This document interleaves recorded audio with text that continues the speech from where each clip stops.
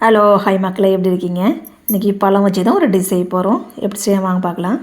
ஒரு கப்பு மைதா எடுத்திருக்கேன். ஒரு 1/2 கப்பு கோதுமை பொடி, இதுக்கு தேவையான உப்பு, கொஞ்சமாக கலருக்கு மஞ்சள் தூளுங்க. இது போட்டு நம்ம கொஞ்சம் கொஞ்சமாக தண்ணி ஊற்றி அந்த சப்பாத்தி அந்த நிதானத்துக்கு நம்ம பிசைஞ்சு எடுத்துக்கலாங்க. இது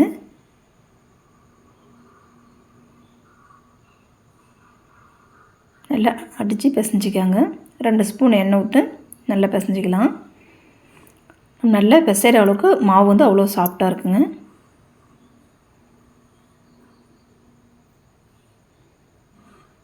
இந்த கண்டிஷனு நாம் எடுத்து வச்சுட்டு இனி இதுக்கு பொருளாக ரெடி பண்ணலாம். பழம் நான் ஆவியில் வச்சு எடுத்து வச்சுட்டுக்கிறேங்க. ஒரு 3 பழம். இது நேந்திர பழம் தாங்க. இது நீங்கள் எந்த பழத்தினாலும் செய்யலாம், நல்லாயிருக்கும்.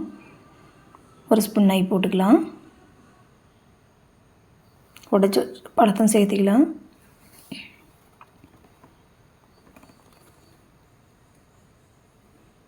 இதுக்கு 3/4 கப்பு சர்க்கரையும் ஒரு 4 ஏலக்காய், ஒரு அரை மூடி தேங்காய் எடுத்து வச்சுருக்கேன்.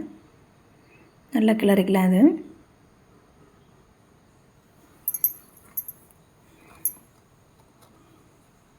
நல்லா அடி பிடிக்காத நல்லா கிளறி விட்டு இதை எடுத்து வச்சுக்கலாங்க.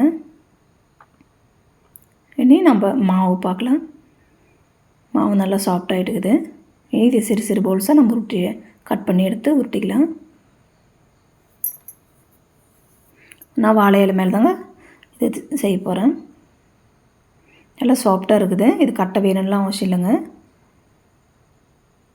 இது மேலே நான் உருண்டை பிடிச்சி வச்சுக்கிற பழத்தையும் உள்ளே வச்சு எல்லாம் மூடிக்கலாம்.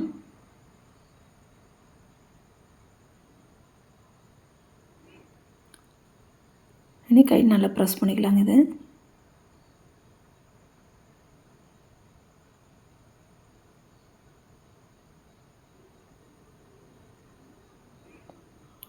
எண்ணெய் விட்டு தோசை பாத்திரத்து மேலே போட்டுக்கலாம்.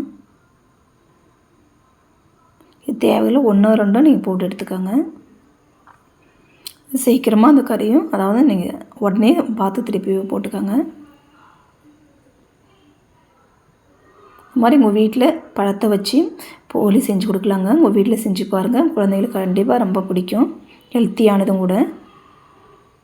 பிடிச்சிருந்தால் மறக்காமல் லைக் பண்ணுங்கள், சப்ஸ்கிரைப் பண்ணுங்கள் ஃப்ரெண்ட்ஸ். இனி நம்ம அடுத்த வீடியோவில் பார்க்கலாம். வீட்டில் கண்டிப்பாக இது செஞ்சு பாருங்கள். Thank you friends.